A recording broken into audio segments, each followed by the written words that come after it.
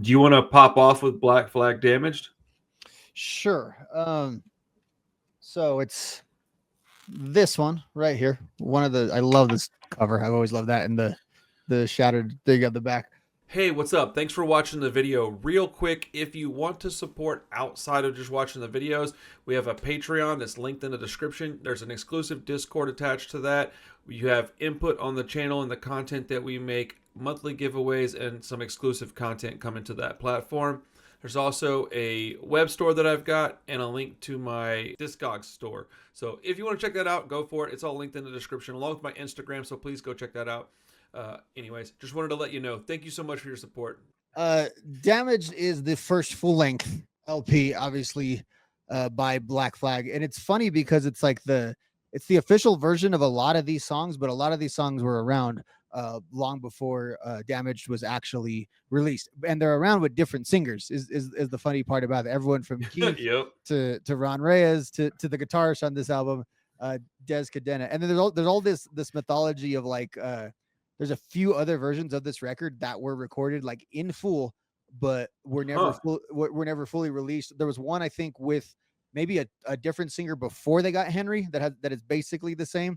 And then there may be another version on top of that, like with Henry with some different songs and all that. And that's really the thing about this album is it's kind of the end and the bridge of like the punk rock Black Flag era going into the like the purely hardcore. Like you hear it on this album, and it's on this one and on the next album, which I got right over here. My War, which is like a discount version kind of Damage where it's more extreme, but it has the same basic pattern where the first side of it are the punk rock tunes. And if you listen to all the the Nervous Breakdown EP and the Jealous Again, all the Ron Reyes stuff, that it's like the first part of the album. The second, when you flip this over, we hit Depression, like right after Gimme Gimme to Depression, and it turns into what is probably more associated with the Black Flag sound is that kind of stuff, and what they're known for being so iconic with or innovative with. It's that side, and I think that's really it was the direction they were heading, but it's also the Rollins influence. So like Rollins' one writing credit is the final song on here, Damaged One. That is his only writing credit because he was fairly new in the band. And you hear about the lore of these recording sessions. So Black Flag is notoriously like a very militant band. Greg runs that. Greg and Chuck, they ran that like just the tightest ship in the world, and so like that's why Keith Morris couldn't deal with like the rehearsal schedule and all that. He's like, I want to do punk rock. I don't want this to be this serious where they're practicing for like 7-8 hours a day, just straight. Greg was that kind of. They were just that kind of guy. They were, they were like kids of military people and that kind of stuff. And that was just sort of how they pushed forward. And Rollins kind of blended into that because he was also sort of like that too as a personality. Of course, he's from Minor Threat territory. He's from the other side of the country.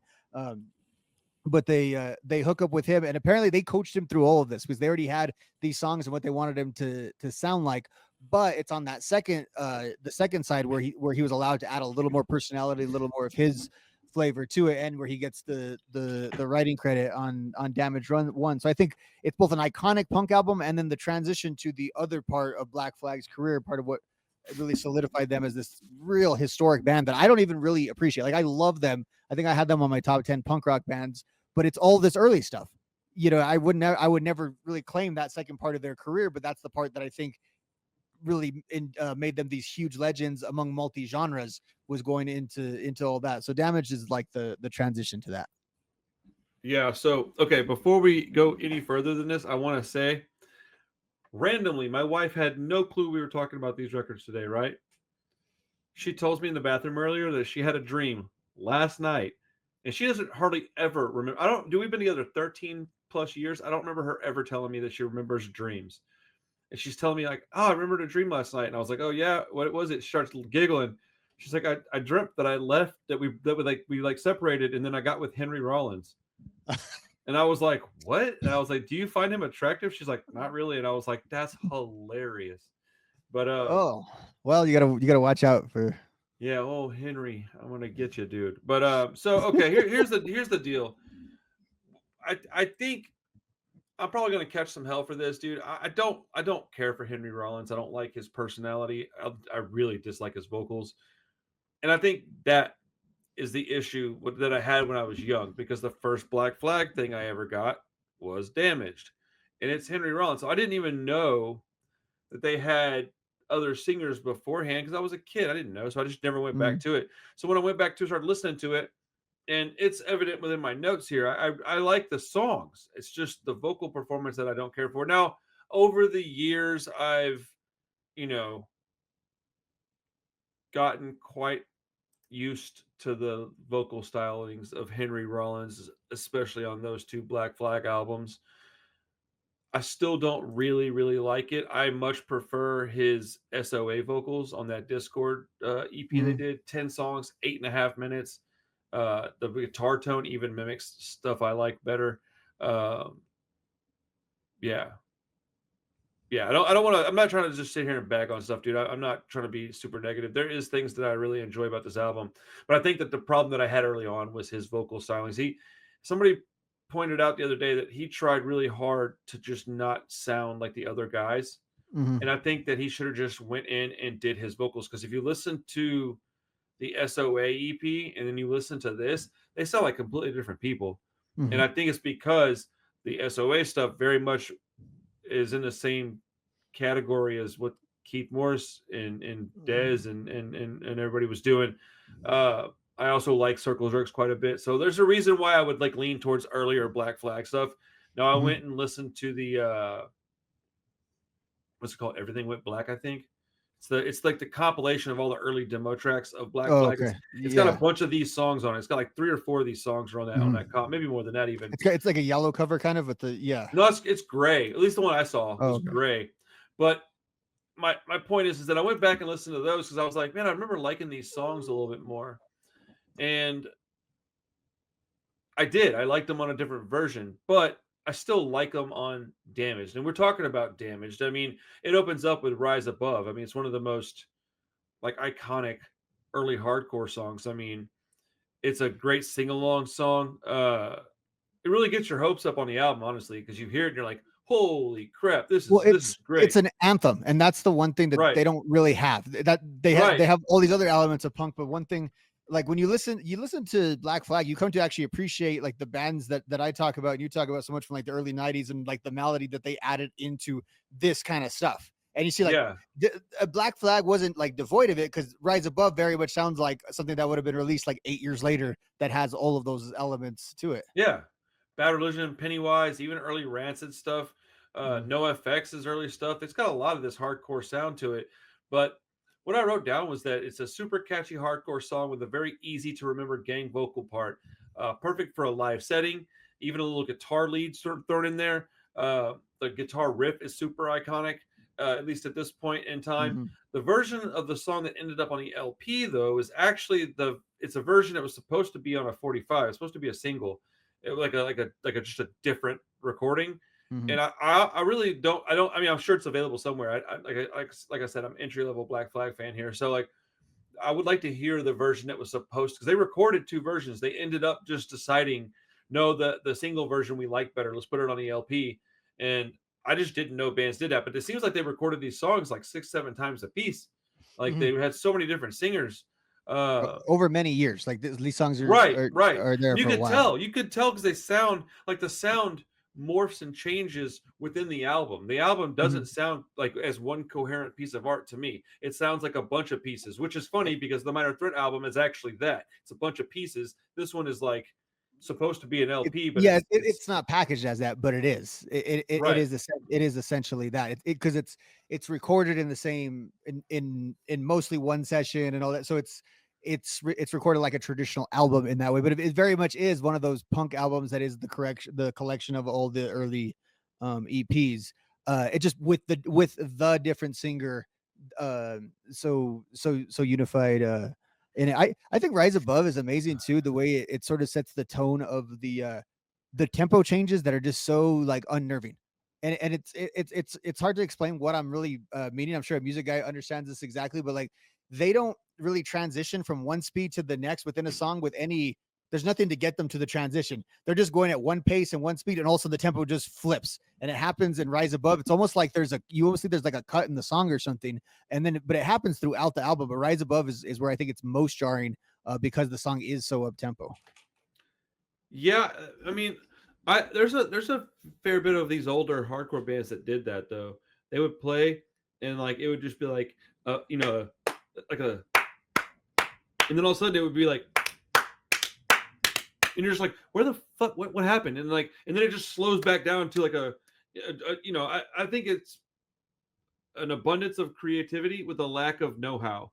Mhm. And I don't mean that disrespectfully. I obviously can't talk about it very well because I have to use my hands to demonstrate what I'm talking about. But like, I don't know technical terms, but it does change. Like you said, the speed of the song, the pace of the song will change. Mhm. I mean, after Rise Above, I really get bothered by the song Spray Paint. It's like, why is it even there? Yeah, It's it's it's really short. it's not a very good song. It's 30 seconds long or so. I don't even really remember ever hearing it. I think I Mhm. probably just didn't have it on mixtapes and stuff. Well, it's the odd one in the mix of the first few songs. So those first few songs are some of their biggest, more iconic song, and that one kind of sticks out Right. a little more. Yeah. Yeah, at this point is when I decided to go back. I was doing research, and this is when I stumbled upon the SOA stuff and was like, I forgot about that. And I Mhm. honestly just I'd forgotten completely, 100% forgot about it. I went back and I had that four EP CD where it had SOA, Teen Idols.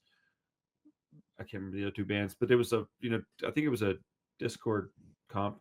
Anyways, um, they have a song called Six Pack. It's got a really good bass lead in. I think it's funny because my old band called Crow's Feet, we had a song called Six Pack Ride, and people always ask me like, "Oh, Black Flag," and I never knew what they meant because I was never a big fan of Black Flag. Uh, you know, no, it wasn't a Black Flag thing, but for similar ideas. I didn't even really listen to Black Flag back then, but there's a live version of my song on YouTube. Uh-huh. It's wholly embarrassing, but I'll leave it up. You can go watch it if you want. It's just funny because it is really a similar idea, just different. What's the word I'm looking for here? Like reasons to make the song. And I think they were talking shit and being kind of snarky while I was Mhm. basically miserable and I was writing a song, so like different It's like the Beastie Boys' "Right to Party," where they made a song making fun of partying and that stuff, and right. it kind of got received, especially Black Flag being the hardcore brought in just dudes who wanted to fight and drink and party. So they're hearing this not thinking about any social message or any commentary of anything. And to be honest, for years I heard the song and thought the same damn thing, like it's just a kind of cool drinking song Yeah, until and it's I not at went through all. it. It's not that, yeah, It's it's a very like punk, like the destruction of people kind yeah, of song. they have Yeah. a bunch of songs that are satire, and this is obviously better than the version of of the song that I did, but like, I think that again, what I was thinking when I was listening to this was that I'm having a problem with the vocals. Mhm. It's Henry Rollins' vocals. They sound. I think later on he gets comfortable with his own voice, but this record to me sounds like he's not comfortable with his voice. Mhm. That he wants to do it. He's got ideas. He's got a stage presence, but his vocals, he's just not comfortable with them, and you could tell by the way he sings in these songs. Mhm. It probably comes across as like because he's singing other people's songs too. I mean that Dude, really that's a plays well valid into it. point. That's a good point. I didn't even consider that, but yeah, yeah, that would make me not sound as good as I could as well. I think. Um, as a matter of fact, when I went to go do some guest vocals recently on a album with my buddy, Mhm. he asked me if I wanted to do a verse and I could write the lyrics and whatever, and I was like, I kind of like what you already have, and I was like, and I don't even really want to sing it because I'm just gonna not do it justice, and I ended up not even doing it. I did some backup vocals and some like some melodies and stuff, but nothing serious. Um, but yeah, the song "What I See," it's the opposite of how I typically feel about songs. I really like the intro, but the meat of the song I didn't really care for, which is funny. The lyrics are awesome. The lyrics that's the one thing throughout this whole album that I really did appreciate is the lyrical content is right Mhm. up my alley. But the execution of that song just doesn't really do it for me. I don't hate it. I just don't really love it either. It's more or less just kind of there. Mhm. Um, Plenty of other great It, songs it out it there, bl- so I'd it skip blends that in a one. little bit on this out. It's another one that blends in. And again, Yeah. I think it's because these ones that we're talking about are just a little bit more iconic ones. So they just Well, yeah, I mean the next song. I mean, you got Six Pack, which I think is a great song, but then you Mhm. have TV Party, and those bookend What I See. So What I See just gets swallowed up because TV Party is like a classic. It Mhm. is, and it's another satirical song. Gang vocals, hand claps, dude. I mean, come on, bro. A catchy riff. That's a 10 out of 10 song for me. Um, naming off all the shows kind of makes this one super nostalgic as well, which I think is fun. It reminded me because you guys did Cheshire Cat, and the second song on Cheshire Cat I think is TV, which is basically the exact same concept of this. Yep. Monday Night Football being referenced in both of them, but it's like then you have the show. I think about every 10 years. Too bad TV died, right? Because we can't Right. keep doing this as like a thing where every 10 years a punk rock band does a song about vegging Well, out this on would the just TV. be a social media party. Yeah, a scroll party or something. I don't know. TikTok party. Oh man, somebody needs to do that. Do a TikTok party song and then just shit on all the TikTok people. Although I wouldn't understand any of the references because I'm not even on TikTok. So yeah, and yet these all the references in this came out kind of before our time, and we know all of these references. In these isn't that wild? Yeah. Isn't that wild, dude? Here's okay. I think the notes on this next song are really important. Okay. For Thirsty and Miserable, I put first off I put man that guitar tone, but I put I wish I could have witnessed things like this, things like Minor Threat, Bad Brains, The Damned, The Germs live, like back when they were doing it. I would have such a different like appreciation for this music, and I have a pretty genuine appreciation for this stuff, right? Whether I like each individual song or not, or even each individual band is irrelevant. This stuff is incredibly important to me. But if I had been there, dude, like man, I like I said, I like a lot most of it. I love some of it, but my whole opinion would be different if I had been able to witness some of this stuff live. It happens all the time now. I'll go watch like a documentary or see a band live that I've never seen, and it changes my opinion like 180 degrees sometimes. Did on that note, did you see there was Black Flag news today about? No. Yeah, so they announced a new Black Flag lineup, and I guess they got some tour dates coming up. So What? Who's singing? I hadn't heard of anyone that was on the list. Okay. It was one of the. It was so it's as usually happens. It's Greg and then three other musicians, and they're going to do some sort of tour. They've come through town a few times. I've never really had the desire, as much as I like Black Flag, I've never had the desire to see that version of Black Flag, but everyone I've known that's gone to see it says it's a pretty good show. The songs sound like the songs and it's pretty awesome, but I just like, it's just not something I've ever want to spend that much money on. They also come to they came to like a bar over here, like a bar, like I know they could have sold out, not sold out, but sold tickets at a much bigger place. They just came to like a random ass bar, and that was very. I'm gonna see. I think Flag's playing Punk Rock Bowling. Okay, Which that's the version I'd rather see. Yeah. Yeah. So I think I should have had it up. What was announced today was, I mean, it's branded as Black Flag.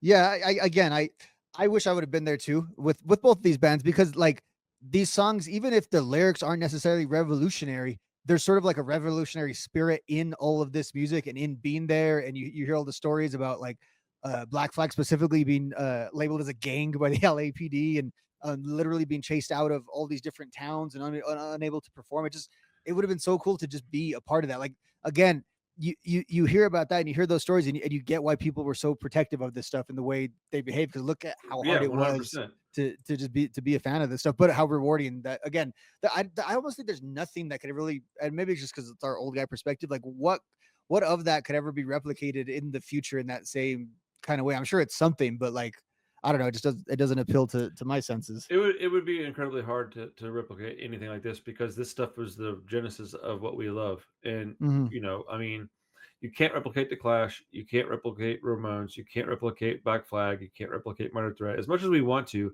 there's bands that sound just like these bands that are coming out right now.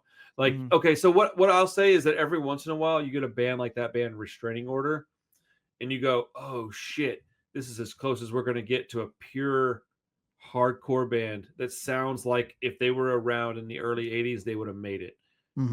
That's as close as we'll get. Typically now you get stuff that's got a little more metal in it, or it's just a straight punk band, or it's just a derivative of the stuff we love and we still like it, but it's just a derivative. It's the same formula, but that's what we wanted, was the same formula. Look, I don't think there's anything wrong with that, by the way. Like I get so tired of people going, oh, this is just rancid worship. I'm like, yeah, dude, that's like my favorite band. I want to hear other bands that sound like that. Like, why wouldn't I? What's wrong with? I don't understand what's wrong with every band we've ever listened to, with the exception of like 10, do that. Black Flag would be an exception to that rule, because they didn't really sound like anybody else, but like all the other bands that came after them basically sounded like Black Flag. So like, Is that I don't understand like why that's so bad. I think people are just really shitty and miserable and they want to talk crap. That's what I think. Well, and I think Uh, people like don't understand that like the thing that made you happy once is never going to happen again because that's what it existed. Like you were saying, like nothing had ever sounded like this before, so it always gets to have that special place. And like so, yeah, everything else is going to be kind of derivative. And what's really crappy about that is people that bemoan that, oh, this just sounds like that, this just sounds like that. If you come out with something completely new, completely different, they'll call you a poser. They'll say that dude, so thank there's you. no real way to win. And No, I you think have to. Black Flag was the best example of skirting that. That's why like their albums are they're such departures and they went in such different direction. Like you got to give them credit for like they just believed in themselves and their brand and the way they went forward. I think it would have been much more lucrative to keep making Damage over and over and over again. But they didn't go that direction. But like you sort of have to resolve yourself to that though. It's a trap, right? There's no way to get out of that. And that's what every band says. What you Oh, want us dude, to no, innovate, and then we play new songs and you guys leave. So no, what is it's a a band catch to do? 22, Yeah. especially within punk, dude. Punk, I love punk. It's my whole life. But we're the most finicky, gatekeepery, shitty, snobby group of people, man. We're Mhm. also probably one of the kindest groups that I've ever been around. But like that pendulum goes both ways, man. We gatekeep our own friends. Like, what are we doing? Like, it's, and we all do it. I'm guilty of it too. I'm not Yeah. claiming I'm not. But after Thirsty Miserable, we've got Police Stories. This is a song that definitely needs to be talked about. I Mm. wrote down this is still just as relevant today as it was 45 years ago. That sucks, but this song rules. I was like, not a favorite off the album due to the noisy guitar riffs, but it is a good song, a really good song. I prefer the Chava vocals, but the recording and the music of the damaged version, I prefer. I just like the vocals of Chava better. Mm. And I think I just don't care for. Yeah, I had this written down like 7 times. I think I just don't care for Rollins' vocals, and it's just like dot dot dot more than I even realized. Dot dot dot. Weird. Like I can't help it. I just it's I just be like listening and typing. I don't really when I read this stuff off, I'm literally just reading my thoughts from earlier in the week. So It's funny too because like the Black Flag guys, they're suburb kids, so their whole interaction with the police have all became as a result of punk rock. And it was like and I think but I wonder how much like that was the case, that like that was sort of because and I've read a little bit, punk rock was like making yourself voluntarily almost like a minority, as much of a contradiction as that is, but like you're putting a target on yourself like by choice, not the same way that someone who's just straight up well, targeted would be, but it's like it was like an exposure to that side of like society for like a lot of these kids, especially wanting to portray this real street sort of mentality and sort of get like the reality of that like in your face. I mean, there's a whole like group of people that feel like if you're not from the city, if Mm-hmm. you're not from the slums, it's kind of like with rap culture. If you're not from the hood, you can't rap about this Mm-hmm. stuff. We don't hold people to the same like degree of that. But that's relevant, dude. I hear about it all the time. It's suburban fucking. I mean, yeah. I mean, that's what I feel like. That's what pop punk kind of is. It's more of a suburban punk rock, which is nothing. I don't say that disrespectfully. I just like as a way to categorize it. It's like, oh yeah, it's punk that comes from a different part of the country, but different part of your city or whatever. Mm-hmm. And yeah, I do think it's funny that because I grew up incredibly poor. I don't consider myself suburban, even though my neighborhood was kind of in the suburban area of Houston. I Mm-hmm. grew up in a very poor neighborhood, and I just I was having trouble with the police as early as 16. And it was just because we were kids out with nothing to do, no money, and so some of the things they talk about in these songs, I was like, oh yeah, I've had that happen because I have. I mean, one Mm-hmm. time, dude, check this shit out. So I was riding around with my buddy David. I want to say it was like four of us in a car, maybe five. I think there was a girl in the car with us too. Might have been my sister. I think it was my sister. And we were riding around. This is how stupid and naive we were. We had this like mid 90s, maybe early 90s Ford Taurus station wagon. It was blue. The back window was busted out. It's my friend David's car, and it was the shitmobile, dude. We used to drive that thing into the fucking. We literally drove it till the wheels came off of it, and we're riding around the neighborhood and smoking cigarettes, and I think they had some beers in the back seat, maybe some weed. I wasn't doing none of that. I was like 16 or 17, but I'm hanging out the window with a paintball gun, and we're driving by and we're popping like fences. We're not even shooting at people or cars or anything. We're shooting at fences, right? Some lady sees me through her window, and all she sees is some kid hanging out with what seems to be a machine gun. Oh wow. And so she calls the police. We're in like Northwest Houston, and we pull into this gas station to get something to drink or whatever. And as we're leaving, I don't know, 5 or 6 squad cars just out of nowhere, dude, surround us. They're on the bullhorn. Get out of the car. Put your fucking hands on the air. Lay down on the concrete. Dude, it's the middle of summer in Houston, Texas, where the concrete was like 150 degrees, bro. We're laying on it. I burnt the shit on my chest and my chin. But they came over. They're like, "Where's the gun at?" And none of us could figure out what they're talking about because to us, it wasn't a gun. It was a paintball gun. There's a very big distinction there. Mhm. And so one of the cops, he finally goes over to the car and he's like looking at it and he goes, "Are you fucking kidding me?" Because he picks it up and it's got a big ass thing on the top where it holds all the paintballs. And the cop's like, "You think you're fucking funny?" Because I start cracking up, dude. I'm like, "What's going on?" He's like, "Y'all shooting people with this thing?" And I was like, "No, we're not shooting people with that thing." And he's like, "Well, what are you doing with it?" And I was like, "Shooting fences, man." Like I was like, "We're fucking 16, dude. What do you mean? We're being kids, bro." And yeah, they ended up like handcuffing 3 of us and like making us stand there like out in the sun for a half hour just to be shitheads. But Mhm. you know, uh, that was the beginning of my terrible relationship with law enforcement because they were really shitty to us, dude. They pushed my face on that hot concrete. I was a kid, dude. Like I wasn't even out of high school. Like I don't know. I don't know that you're supposed to do that, bro. Put my face on the Yeah. hot concrete. And I just remember like from that day, I was like, oh yeah, fuck these people. And I'm like, I can kind of understand. Like, dude, I can't imagine what would have happened if we had had a real gun in the car. Or what Yeah. if we had like, what if they had found some drugs? Because after they found that gun, they basically stopped looking in the car. Mhm. There was definitely weed and beer in that car. We were not old enough to have beer. So Yeah. like we got really fortunate on one hand, but on the other hand, they were really mistreating us, man. I'm pretty certain it was my sister was with us, and I think they had her on the concrete too, and she was like maybe 14. Like, bro, like we're just a bunch of fucking day days kids out there running around acting stupid. You know that show with golly, what's it called? All this whole family, the Gallaghers, I think their name is. They live in this house together, and oh man, let's this could drive me nuts now. It felt like that that family is what I felt like growing up. Hold on.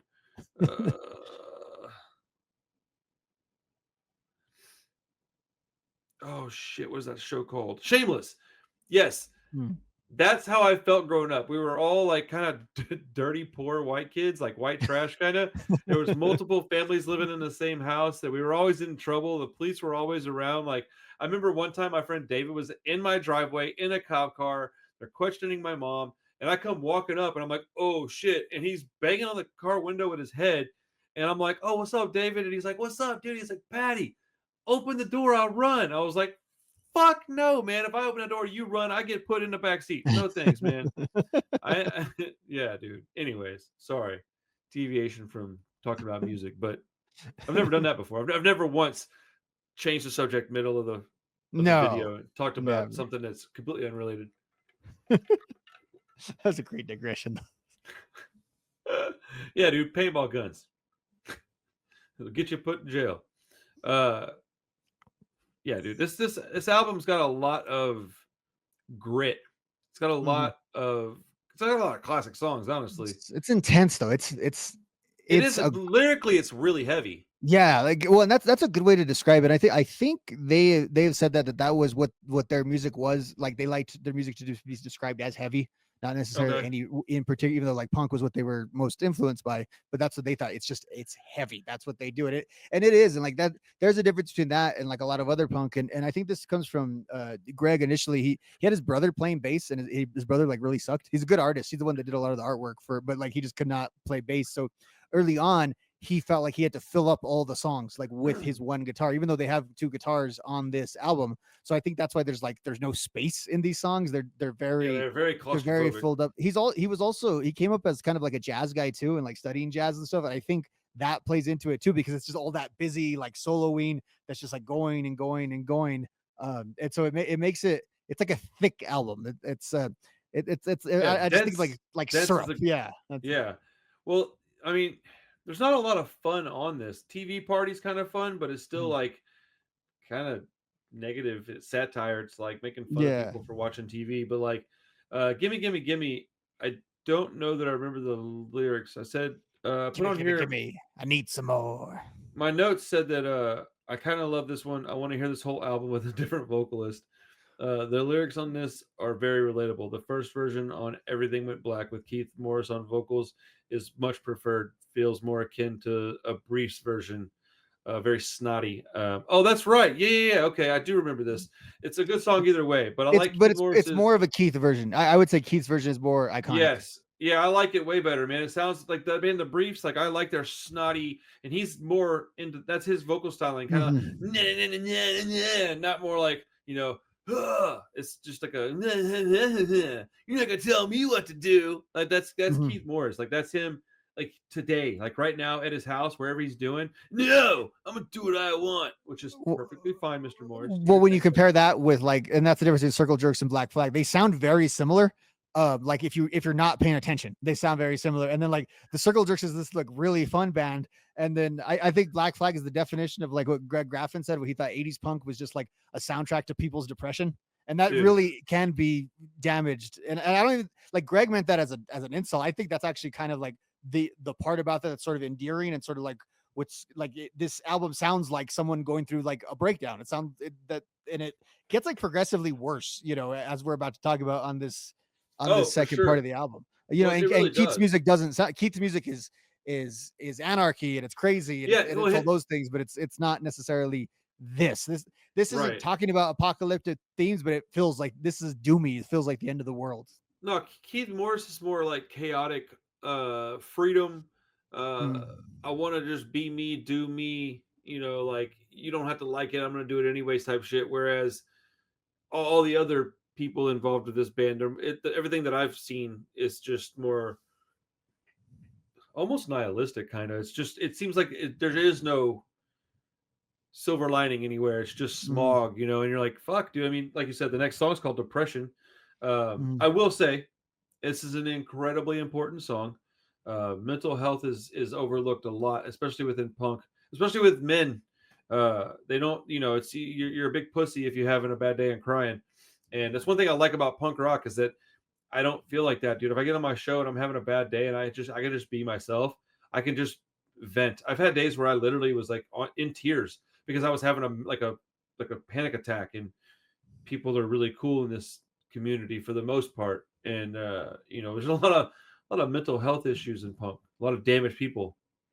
mm. Well, I think like heavy music in particular, that's the underappreciated role of it. It's like the one place where like young male sadness can actually exist. Like and it's always been like an outlet for like young male emotion, and I think that will forever be the appeal of rock and roll, especially this heavier, darker. Whether it's like the positive emotions that like that '50s kind of rock brought out, or like this stuff. There's a spectrum of human feelings, and I think with this stuff, like you said, like every other form of music is just straight up macho music. Almost every other form of music is that, and punk is punk. And I would say maybe like all the stuff that it inspired after. So I would just say just punk. It's the most like vulnerable that people are in songs. Like this album again. This is not tough guy music in that way. Although it was adopted by a lot of tough guys. If you're going through the lyrics, if you're going through this is a lot of things you would say on a couch that you would go through that you're confused about, that you're having like a breakdown in the middle of the night. There's parts that sound like a literal freaking nightmare, and it's the incoherence of it. I think actually makes it drive that message for me. But that at the same time, not always the best listening experience too. Like both of Right. those, I think are on display Well, on it's this I side of mean, the can you album. imagine being a fucking therapist and listening to this? It's jarring, dude. Yeah. Like I put down on as far as in reference to the song Depression, I just think people need to hear this song regardless of whether or not you suffer from depression. But if you do suffer from it, even more so, for reasons of solidarity, I think people need to understand that this is not abnormal. You're not weird. It's just maybe not everybody goes through it, but a fair number of people go through this, and it's prevalent throughout our communities. And you know, my wife, she takes medication for depression, and it's not super severe, but sometimes she'll wake up and it's just a bad day, and nothing I can do is going to help her. And since I don't deal with depression, but my wife does, at least I can kind of see it from that perspective. So I don't deal with it. I'm not going to act as if I know exactly what it is like, but I was an addict for a long time. I can tell you I got really close, and living with her is I have experienced some of it, but it's scary shit, man. You know, yeah. Also, I prefer Keith Morris's version of the song, but not by much. It's more probably just because I like Keith Morris. I like the chorus of this song. We talk about parts like this song. This album is very dense and stuff like that. The chorus in this, when you sort of tease it out, I think is has a little bit of an underrated bounce to it. And has a little bit of melody to it. Okay, I can't remember the chorus if I'm honest. Depression's got a hold of me. Depression's Oh yeah, got a hold of me. Yeah. my memory is so poor now that I have to get like a jump start before I can remember shit. And these songs are, they're hard to distinguish sometimes by it's the ones like gimme gimme gimme is easy because he's just shouting it, but some of these just sort of run together. The lyrics aren't necessarily coherent. Well, no, because they're all kind of in the same tone. Mm-hmm. The tone of this album is incredibly dark. I mean, just the album artwork is incredibly dark. It's a broke ass mirror with a guy punching it with blood coming down his hand. Like that's dark. Yeah, and actually on that his Greg's brother, who was the artist, the reason why it's not his drawing on there is he thought that was like a dumb like kind of derivative thing to like he wasn't gonna make that art. Like he didn't want to do that as an album cover. So they ended up shooting the drummer. That they ended up having to get a shot in like a bathroom in a club in LA because they wanted it to kind of approximate that. Isn't that Henry Rollins? No, it's not Henry Rollins. No shit. I okay. Positive it was the drummer. Yeah, dude, I have no idea. Let's see. I mean, I get what you're saying. It looks like Henry, like this face. It just looks like his head shape, kind of. Yeah. I never really did any kind of looking into it. So let's see. The cover art taken by photographer Ed Culver depicts Rollins putting his fist through a mirror. Okay. Well, I mean, you had me convinced it wasn't. So I mean, obviously, oh, dude, that's cool. The quote unquote blood on his wrist is a mixture of red ink and coffee. Oh. Interesting. On brand for Rollins too. Big coffee guy.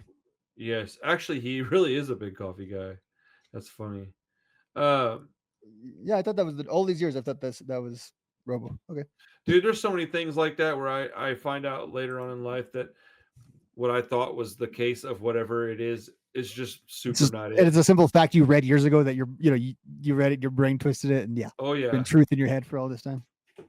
So overall, this album is, I would say it's it's more, how do I say this? Like each individual track is like whatever, but the sum of all the parts is very, very important. It's got that kind of Ramones quality that some people say where it's almost more art than music. And I think like this album could sort of fit into that as like the single piece of art more so than like great, like you said, like these great songs. I can agree with that. There's a bunch of songs that I don't even like on this album, like Room 13, don't care for it. Damaged 1, it's just kind of corny in my opinion. I like Padded Cell. Life of Pain starts off making weird noises, it ends making weird noises, but if you just take the middle of that song, it's pretty good. I actually distinctly remember that's one of the few songs off this album that I remember liking, and I remember why. It's because when I was making a mixtape back in the middle of the 90s, it might have been late 90s, I don't know, I was probably 16, 17, 18, something like that, so 97, 98, 99. Whoever had this, I want to say it was a CD, and I remember them being like, "Oh no, you gotta wait," because I was sitting on the floor and they were putting CDs in on the top of this big little stereo. You know, it's like all these little racks, and I was sitting on the floor with the tapes. They were sitting on a chair with the CDs on the top, and he you know, we're recording songs to a tape, and he goes, "No, don't hit record yet." He's like, "Just wait till I tell you to go," because I had to wait and just hit record. It would start recording wherever it was at, and we literally played this song at about a minute and change in. He goes, "Hit it." I hit record, and we had like about a minute of the middle of this song. If you listen to it cut out, it almost sounds like a whole song. So anyways, my point is that I've never been one for intros and outros, so I don't care for that. But the middle of the song where the song is at, I really enjoy it. It's funny you talk about intros because No More has like a really long intro where it's just like the kick drum and the bass where it just gong, gong, gong, and then it goes into a much faster song. Into No More. I love the intro on Life of Pain and that like haunting part.